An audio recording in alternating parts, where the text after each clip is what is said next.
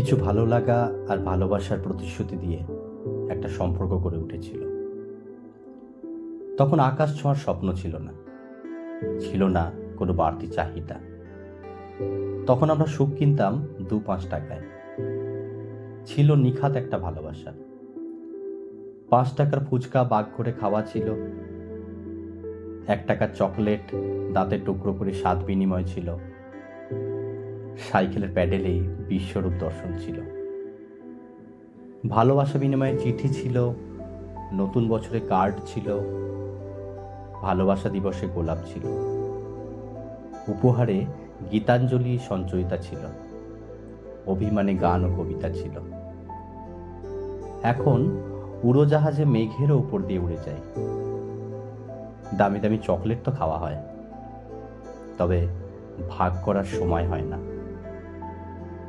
ভালোবাসার দিন তো ছেড়েই দিলাম, ভালোবাসার মানুষটার জন্মদিনটাই ভুলে যাই।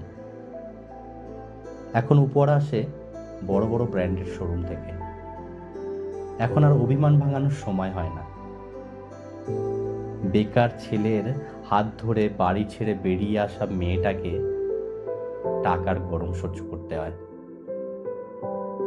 সবকিছুই সীমিত রাখা বা থাকাই শ্রেয়, অন্যথায় অনুভূতি ও ভালোবাসাগুলো হারিয়ে ফেলতে হয়।